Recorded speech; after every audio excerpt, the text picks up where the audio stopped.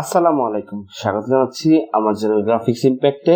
আজকে আমি আপনাদেরকে দেখাবো কিভাবে আপনার একটি বোরিং লুকিং 8 নাম্বারকে খুব আকর্ষণীয় একটি লোগোতে পরিণত করতে পারেন খুব সহজে অ্যাডোবি ইলাস্ট্রেটরের মাধ্যমে। তো চলুন শুরু করা যাক আমাদের আজকের ভিডিও।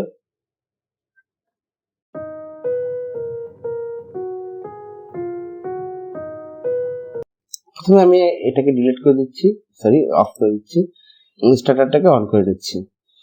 এখানে আপনাকে প্রথমে এই ইলাস্ট্রেটর আসার পরে আপনাকে অবশ্যই ফিল কালারটিকে অফ করে নিতে হবে। এখান থেকে আপনি ওই ভিউতে যাবেন এবং স্মার্ট গাইডটি অবশ্যই অন করে নেবেন। এরপর আপনি ইলাস্ট্রেটরে চলে আসবেন এবং এভাবে একটি শিফট এবং অল বাটন একসাথে প্রেস করে এরকম একটি ইলিপস আঁকবেন, একটি সার্কেল আঁকবেন। এবার আপনি এখান থেকে চলে যাবেন এডিটে, কপি এবং এখান থেকে পেস্টিং ফ্রন্ট। দেখুন এখানে গেলে পেস্টিং ফ্রন্ট। এবার আবার আপনি শিফট এবং অল বাটন একসাথে প্রেস করবেন এবং এখান থেকে আপনি এটাকে ছোট করে দেবেন। আবার আপনি এডিটে চলে যাবেন, কপি এবং পেস্টিং ফ্রন্ট। এবার আপনি শুধুমাত্র শিফট বাটন প্রেস করে মাউসটাকে এখানে রেখে শুধুমাত্র শিফট বাটন প্রেস করে এটাকে এভাবে উপরের দিকে নিয়ে যাবেন। যখনই আপনাকে এরকম একটি আন্ডারলাইন দেখাবে বা একটি দেখুন আমি এখানে আসার পরে কিন্তু স্মার্ট গাইড আমাকে একটি এখানে সাজেস্ট করতেছে এই পর্যন্ত ঠিক আছে। প্রথমে মাউসটি ছাড়বেন, এরপর আপনি শিফট বাটন ছাড়বেন। এরপর আপনি এখান থেকে টোটালটাকে সিলেক্ট করে নেবেন এবং এখান থেকে অ্যালাইন সেন্টারে যাবেন। যদি আপনি এখান থেকে অ্যালাইন সেন্টার খুঁজে না পান তাহলে আপনি এখান থেকে উইন্ডোতে যাবেন। উইন্ডোতে আপনি এখানে কিন্তু অ্যালাইন সেন্টার পেয়ে যাবেন। এরকম দেখেন অ্যালাইন, এখানে আপনি শিফট প্লাস F7 প্রেস করলে কিন্তু অ্যালাইন সেন্টারটি ওপেন হয়ে যাবে, শর্টকাট কি। এরপর আপনি এখান থেকে এই যে বায়ের যে বাম সাইড দেখতে পাচ্ছেন হরিজন্টালি অ্যালাইন সেন্টার, এখানে ক্লিক করবেন, তাহলে কিন্তু এটা হরিজন্টালি অ্যালাইন হয়ে গেছে। এবার আপনি এটাকে সিলেক্ট করবেন এবং কন্ট্রোল সি কন্ট্রোল এফ মানে কপি পেস্ট ইন ফ্রন্ট, এটাকে আমি শর্টকাট ইউজ করতেছি। আপনারা এটাকে কিছুক্ষণ টান দেওয়ার পরে শিফট বাটন প্রেস করলে সোজা নামবে। এভাবে আপনারা এখানে সোজা নামিয়ে দিবেন। যখন এখানে ইনসার্ট লেখা আসবে তখন ছেড়ে দিবেন। এই ডিজাইনটার ক্ষেত্রে আমাদেরকে মনে রাখতে হবে আমাদের জন্য এখানে এখন যখন এখানে অনেকগুলো শেপ তৈরি হয়েছে একটার সাথে একটা যেন কোনো সংযোগ না থাকে। লাইক দেখুন আমি যদি এখানে যদি এখন টুলটাকে সিলেক্ট করে শেপ বিল্ডার টুলে যাই, এখান থেকে রাখি, দেখুন একটার সাথে একটা কোনো কানেকশন নেই। আমি এখানে মাউসটিকে রাখলে কিন্তু শুধু এই যে অংশটুকু এখানেই কিন্তু এটার কানেকশন আছে, এই পাশে কিন্তু এটা আসতেছে না। আর যখন আমি আপনাদেরকে দেখাই যদি এটি একটু গ্যাপ থাকে যখন আমি নামাই, তখন যদি আমি শেপ বিল্ড টুলে যাই তাহলে দেখুন এখানে ক্লিক করলে পুরাটা কিন্তু একটা সার্কেলের মধ্যে সে নিয়ে আসছে, একটা শেপে নিয়ে আসতেছে। এটা কিন্তু হবে না, এটা কিন্তু মাথায় রাখতে হবে আমাদের অবশ্যই। এবার আমরা উপরের অপশনটাকে সিলেক্ট করব এই সার্কেলটাকে এবং এখান থেকে আবারও কন্ট্রোল সি কন্ট্রোল এফ আমরা প্রেস করে দিব এবং এবার আমরা এটাকে কিছুক্ষণ টান দেওয়ার পরে আমরা শিফট বাটন প্রেস করবো এবং এটাকে আমরা ফুল নামাবো না, অর্ধেক নামিয়ে কিন্তু এটাকে আমরা অর্ধেক নামাবো, আমরা কিন্তু পুরো এটাকে নামাবো না। যখন ইনসার্ট লেখা আসবে তখন আমরা এটাকে ছেড়ে দিব। এবার আবারও এটাকে আমরা সিলেক্ট করবো, আবারও কন্ট্রোল সি কন্ট্রোল এফ এবং আবারও এটাকে এদিকে টান দিব। এবারও কিন্তু কিছুক্ষণ টান দেওয়ার পরে শিফট বাটন প্রেস করে এটাকে টান দিব, দিলে কিন্তু এটাও কিন্তু সোজাসুজি আসবে। এখন দেখুন কোনো জায়গায় কোনো গ্যাপ আছে কিনা এখনই দেখে নেবেন, কারণ আমরা এরপরে যখন নেক্সট স্টেপে যাব তখন যদি এখন গ্যাপ থাকে তাহলে কিন্তু আমাদেরকে অনেক প্রবলেম ফেস করতে হবে, আবার আমাদেরকে ডিজাইনটি প্রথম থেকে শুরু করতে হবে। তার থেকে ভালো আমরা এখনই দেখে নিই যে কোথাও কোনো গ্যাপ আছে কিনা। আমরা আবারও শেপ বিল্ডার টুলটি নেব, প্রত্যেকটা শেপের মধ্যে আমরা মাউস রাখবো, দেখবো যে একটার সাথে একটা মিক্স হয় কিনা।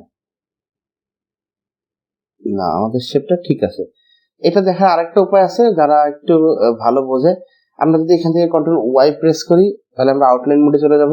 লাইক আমি এই জায়গাটা ঠিক আছে কিনা দেখার জন্য আমি যদি এখান থেকে এই যে জুম টুলটি সিলেক্ট করি, এইভাবে যদি আমি জুম করি, দেখুন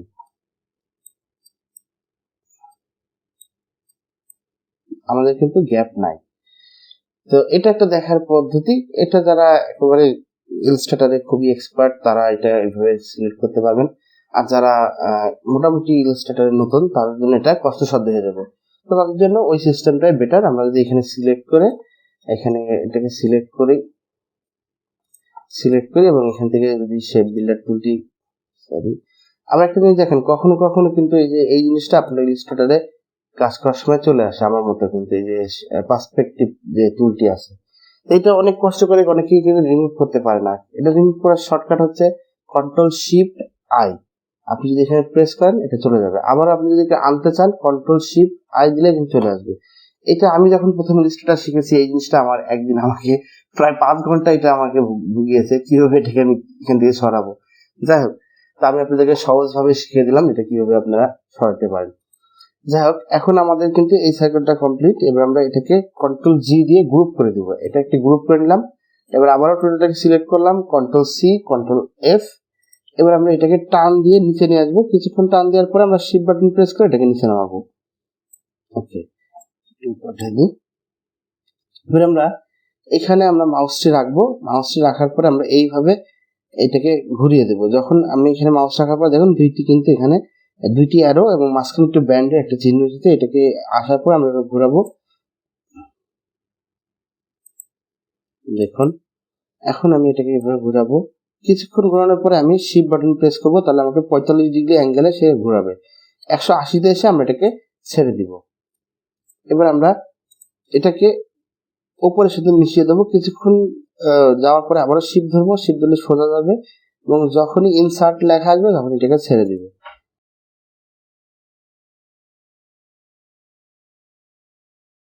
যখন ইনসার্ট লেখা আসবে তখন এটাকে আমরা ছেড়ে দিলাম। এবার টোটালটাকে সিলেক্ট করবো আমরা। তারপর সিলেক্ট করার পরে আমরা এখান থেকে যে শেপ বিল্ডার টুলটি আছে এটাকে সিলেক্ট করে নেবো এবং এখান থেকে আমরা ড্র্যাগ করা শুরু করব। আমি যেভাবে ড্র্যাগ করতেছি আপনারা ঠিক এইভাবে ড্র্যাগ করেন। খেয়াল রাখবেন এর বাইরে যেন না যায়, বাইরে গেলে কিন্তু ডিজাইনটি নষ্ট হয়ে যাবে।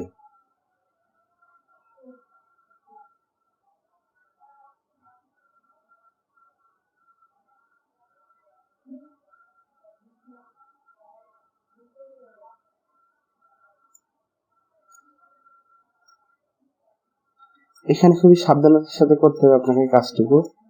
একটার সাথে যেন একটা লেগে না যায় এবং শেপগুলো যেন সুন্দরভাবে একটার সাথে একটা থাকে। ওকে,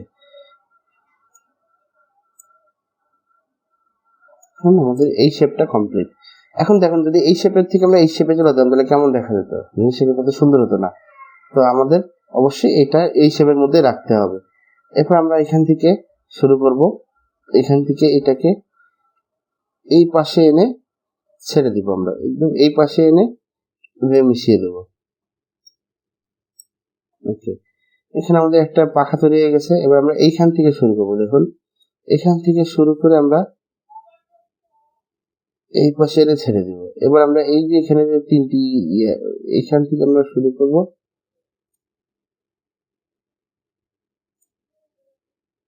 ওকে, এখন আমরা আবার এই পাশে চলে যাব এবং এখান থেকে শুরু করব আমরা।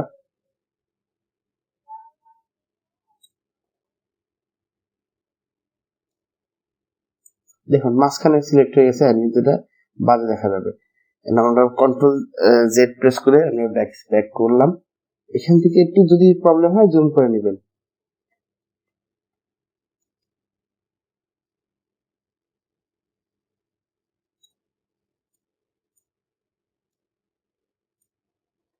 এবার এখান থেকে আমরা সিলেক্ট করে এখানে এইভাবে মিশিয়ে দিই।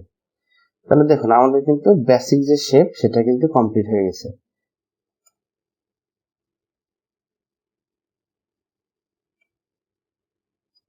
ওকে, আমাদের কিন্তু বেসিক শেপটি কমপ্লিট হয়ে গেছে। এখন আমরা এই যে কোনো একটি পার্টকে সিলেক্ট করবো আমরা এইভাবে। দেখুন এখন সিলেক্ট করলাম আমরা টোটালটাকে। যদি এখান থেকে সিলেক্ট করতে চাই, এটা একটি পার্ট হয়ে গেছে, এটা একটি পার্ট। ওকে, আমরা এটাকে সিলেক্ট করে এখান থেকে আমরা গ্রেডিয়েন্ট প্যানেলে চলে যাব।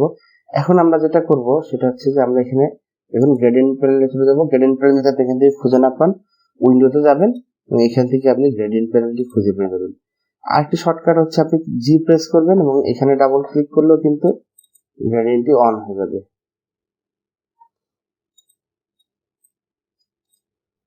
টোটালটাকে একটা গ্রেডিয়েন্ট কালার দিয়ে দিলাম।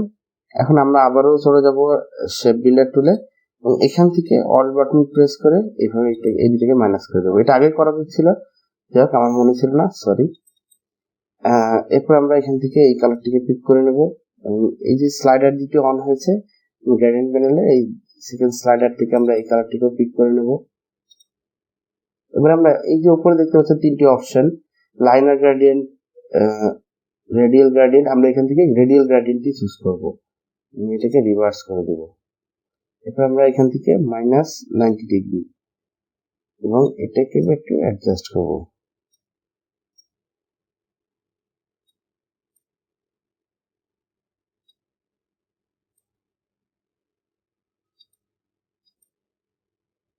আপনাদের মন মতো আপনারা অ্যাডজাস্ট করে নেবেন।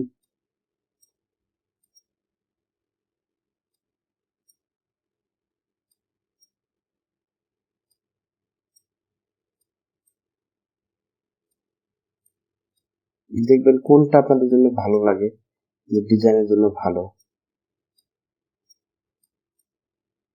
ওকে, আমার কাছে এটা ভালো লাগতেছে। আপনারা চাইলে এখান থেকে একটু অ্যাডজাস্ট করে নিতে পারেন এইভাবে। সেটা আমার কাছে ভালো লাগতেছে না। যাই হোক, এইভাবে আপনারা এটাকে বিভিন্ন অ্যাঙ্গেলে আপনারা এটাকে সিলেক্ট করে নেবেন। দেখবেন কোন অ্যাঙ্গেলটা আপনাদের জন্য ভালো লাগে আপনাদের চোখে।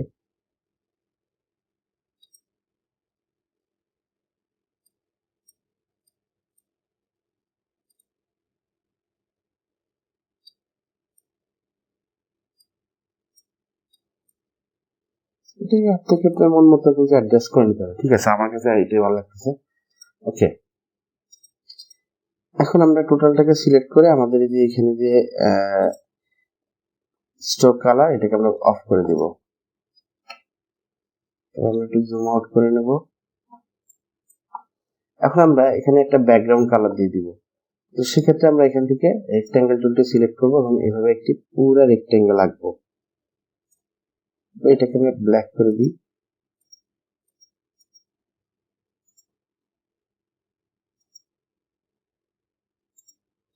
যদি আমরা এখানে মাউসটি রাখি, এরপরে যদি এখানে রাইট ক্লিক করে অ্যারেঞ্জ সেন্ড টু ব্যাক। ওকে, এখন দেখতে পাচ্ছেন আমাদের কিন্তু লোগোটি কিন্তু সেন্টারেস্ট হয় নাই, মানে লোগোটি কিন্তু সেন্টারে নাই, একটা কোনায় চলে আসছে। এটা কিন্তু ভালো লাগবে না আমাদের। সেক্ষেত্রে আমরা টোটালটাকে সিলেক্ট করব। আগে আমাদের এই ইয়েটাকে আমরা একটু পারফেক্ট করে নিই। ওকে, এবার আমরা টোটালটাকে সিলেক্ট করব। দেখুন এভাবে সিলেক্ট করব টোটালটাকে। এবার আমরা এই এই লোগোটাকে আমরা মাঝখানে আনবো। এর জন্য আমাদের প্রথমে ব্যাকগ্রাউন্ডে আইটি ক্লিক করতে হবে, তাহলে ব্যাকগ্রাউন্ড কিন্তু আর নড়বে না, শুধু এইটাই কিন্তু সেন্টারাইজড হবে। এরপর আমরা আবারও অ্যালাইন সেন্টারে যাব এবং এখানে আমরা 2 নম্বর ভার্টিক্যালি অ্যালাইন সেন্টার, এটাতে ক্লিক করব। সরি, দেখছেন এটাকে কিন্তু তার আগে আমাদেরকে অবশ্যই গ্রুপ করে নিতে হবে, নাহলে কিন্তু সমস্যা হবে। তো প্রথমে আমি গ্রুপ করার জন্য এটাকে লক করে দিচ্ছি এবং এটাকে গ্রুপ করে নিচ্ছি, কন্ট্রোল জি। ওকে, এরপর দেখুন টোটালটাকে সিলেক্ট করবো আমরা। সিলেক্ট করার পরে আমরা এখান থেকে এটা এই আমাদের যে ব্যাকগ্রাউন্ড আছে এখানে ডাবল ক্লিক করব। দেখুন হরিজন্টালি অ্যালাইন সেন্টার। এরপর আমরা ভার্টিক্যালি অ্যালাইন সেন্টার, একদম মিডিলে কিন্তু এটা বসে গেছে। এখন কিন্তু এটা চারিপাশ থেকে সমান। তো এই ছিল আমার আজকের ভিডিও ভালো লাগলে সবাই লাইক করবেন, শেয়ার করবেন এবং অবশ্যই আমার চ্যানেলটিকে সাবস্ক্রাইব করবেন। এর পরের ভিডিওতে আমরা দেখব এই লোগোটি আমরা কিভাবে ডিজাইন করতে পারি। এই লোগোটি gradient logo, soaring gradient logo আমরা কিভাবে ডিজাইন করতে পারি সেটা দেখব। যদি এই ভিডিওটা সবাই দেখতে চান তাহলে অবশ্যই চ্যানেলটিকে সাবস্ক্রাইব করে সাথে থাকুন, তাহলে আপনারা এই ভিডিওটি দেখতে পাবেন। যাই হোক, তো আজকের মতো আমি বিদায় নিচ্ছি। যতক্ষণ যারা আমার এই ভিডিওটি দেখেছেন তাদের সবাইকে অনেক অনেক ধন্যবাদ। সবাই ভালো থাকবেন। আল্লাহ হাফেজ।